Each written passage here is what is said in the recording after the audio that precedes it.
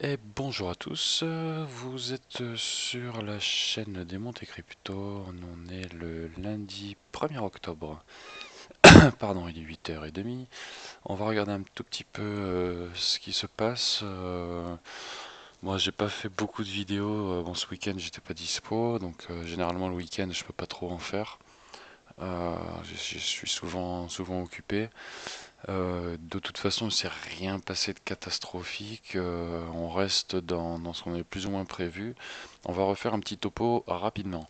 Alors, bon, le double top, là, il est invalidé puisque un vrai beau double top, même si ici on a bien les valeurs qui ont été atteintes, c'est pas un double top parfait. Vous voyez, il y a un petit gap de, de 20 dollars. Mais bon, on peut considérer sur 6008 que c'est négligeable. Donc on a la formation ici d'un double top, mais la vraie pattern du double top, elle fait un W inversé, à savoir on monte un top, on va chercher un retour au milieu qui n'est jamais, rarement le point bas, mais qui est généralement aux deux tiers de la montée.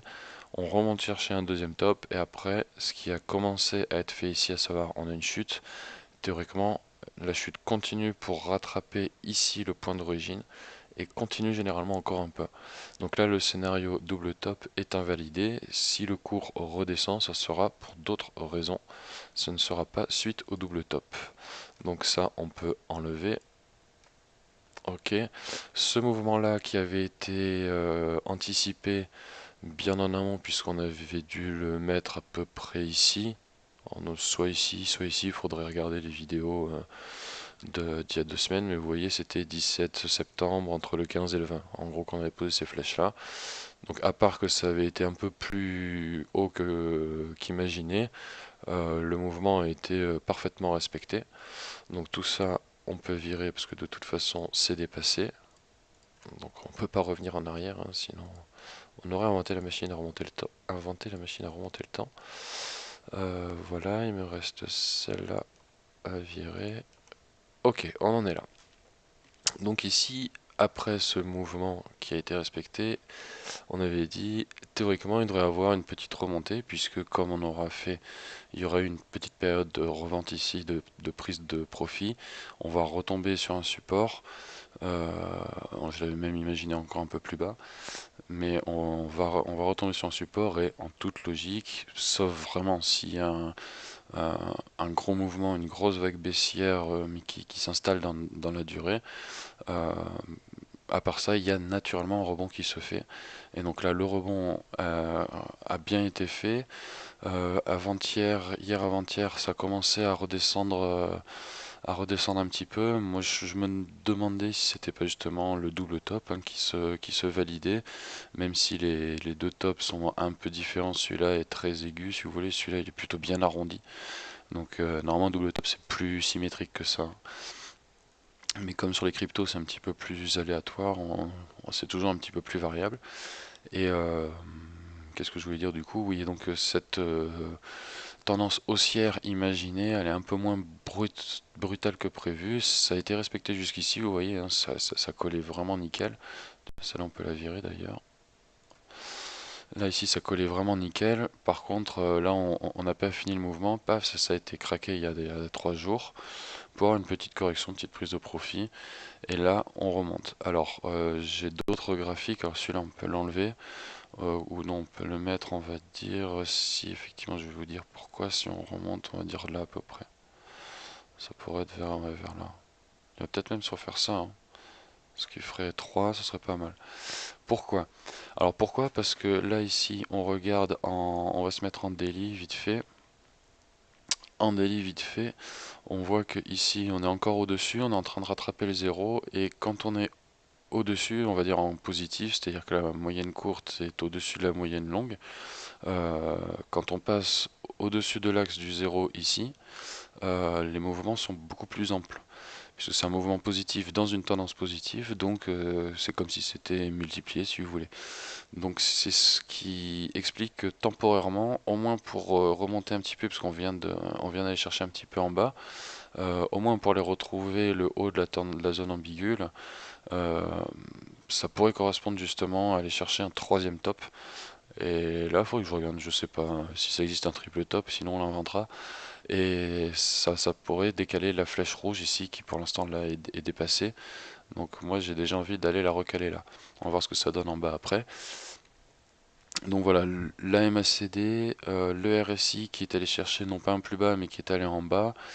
Comme on est dans une période là, pendant les 2 semaines, fin septembre, tout début octobre, je dirais pas indécise, mais qui est au contraire volontairement aléatoire. Une fois ça monte, une fois ça monte, ça descend un peu partout, on sait pas où on va. Euh, c'est plutôt pas mal quoi, parce que ça augmente les potentiels FOMO, donc les fear of missing out. Un cours qui monte, qui prend 200 dans les 5 minutes, mince, j'ai raté ça, vite je rentre, et quand on rentre, pouf, ça redescend, puis après ça remonte, ça redescend, bref. Une période un petit peu complexe. Alors ces barres jaunes, on peut les virer, on va enfin épurer ce graphique. Qu'est-ce que ça donne ensuite? Un peu plus bas, la zone d'achat ici va encore être décalée. Je viens de décaler la flèche rouge, normalement elle tombait ici. Voilà, elle tombait ici comme ça. On va la décaler là à peu près, dans cette zone là. Là on l'a déjà dépassé, donc on va plutôt aller se mettre ici. Ok, donc là on reste dans cette résistance là qui n'a jamais été franchie, sauf pendant la frénésie. Mais c'est une résistance incroyablement solide, qu'on aura beaucoup de mal à franchir, et elle descend de plus en plus, hein. Il y a en début de mois, cette résistance elle était à 7005. Là, un mois après, on est à 6008, hein. Donc la résistance a perdu 700. Si là on redescend, on va aller chercher des niveaux de très bas. Ça pourrait être pas mal. Un dernier point ici sur le RSI. On est parfaitement ici dans cette tendance médiane. On l'a bien rattrapé. Donc en daily, on respecte bien. On a fait un petit plus bas. Soit ça redescend, ça recroise dans la journée parce que le marché le veut. Soit ça va remonter un petit peu, histoire de justifier cette flèche-là, d'aller rechercher encore une fois cette résistance, bien qu'on n'est pas on doit pas obligatoirement aller la toucher. Ça peut être un peu éloigné. Donc, comme en ce moment les mouvements sont un petit peu avant, voilà, ça pourrait être là. Donc un mouvement ici mi-figue mi-raisin, quoi. Ça monte, mais c'est pas non plus exponentiel, ou peut-être ça va stagner un peu et d'un coup pouf pouf dans l'après-midi il y a quelque chose à voir. Là on est en délit donc c'est un peu plus long. Donc à voir pour cette semaine, ça pourrait être une semaine de reprise toute douce, vraiment un range plus on va dire pour rattraper cette zone là et ensuite crack, puisqu'on espère tous un crack. Si on regarde sur les autres plans, toujours sur le Bitcoin, toujours en daily ici, donc j'ai un peu changé les graphiques. Celui-là c'est celui sur lequel j'avais mis le épaule, tête épaule avec ligne de cou oblique. Je l'ai viré parce que ça a été invalidé, on n'a pas assez retracé, on a retracé qu'à la ligne de cou et théoriquement on aurait dû descendre plus pour valider, on a fait que la moitié du retracement, donc c'est pas bon. On voit la petite période de range plus. J'ai gardé par contre la ligne de cou, parce que la ligne de cou je trouve qu'elle est assez intéressante, parce que elle joue support, elle joue résistance, elle est mal placée si vous voulez, mais bon, grosso merdo, c'est un peu le mouvement quoi. Donc ça devrait en théorie monter jusqu'à cette zone là. Ici, ça devrait redescendre. Là, c'est la, c'est une résistance un peu plus. Bon, on peut dire que c'est la même hein, au final. Ouais. À peine plus basse, mais c'est pas. Donc ici, on voit qu'on reste encore toujours dans la tendance. Si on se met en 4 heures, on voit qu'on vient de refaire un petit croisement positif. Donc on a fait une petite période négative, ce qui correspond en daily ici, un rapprochement des deux moyennes sur la MACD, un retour vers le zéro. Donc on pourrait avoir un mouvement assez sympa, hein, parce que là ça vient de recroiser. À la limite, ça serait même intéressant de faire un tour, mais là il y a un petit peu des deux quoi. Donc un petit range, on va osciller entre deux bornes quand même, hein. On va osciller entre 6008 et 6005 pendant la semaine, jusqu'à arriver dans cette zone là où il faudra voir ce qui se passe. Là, à la limite, aujourd'hui, on a fait un plus haut ici, peut-être aller un plus bas, plus haut. Donc voilà, ça fait un range entre ces deux zones. Sur la troisième planche, j'ai tracé un cône de compression pour cette partie-là, ce qui pourrait être pas mal.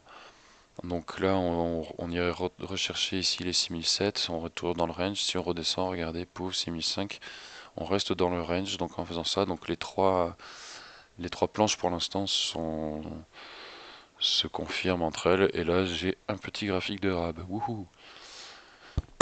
Ethereum.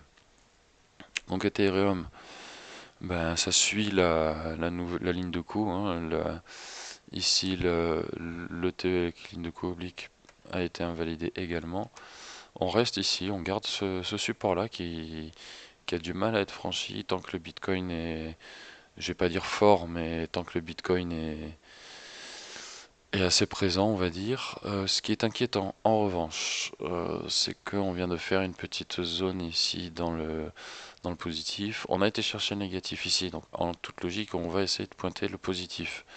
Mais on a ici la MACD qui refait, on est en 4 heures, un croisement, lui, vers le bas. Il a fait deux petites poussées positives ici que l'on voit sur le cours, et il vient de faire un croisement vers le bas. Donc, à moins qu'il rebondisse une énième fois, ce qui serait expliqué par le fait qu'ils suivent le Bitcoin, ce qui serait expliqué aussi par le fait que j'ai vu passer une info ce matin comme quoi il y a Goldman Sachs qui lançait l'USD Coin, donc USDC, qui lui serait basé sur la blockchain Ethereum. Donc ça veut dire qu'ils vont forcément acheter des Ethereum pour indexer leur USDC dessus, pour faire leur token, investir 1 dollar pour faire un token USDC.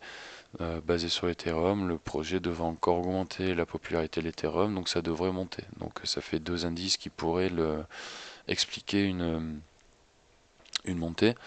Maintenant, si on regarde aussi, on va se remettre en daily ici. Qu'est-ce qu'on voit pour rien de particulier, sincèrement.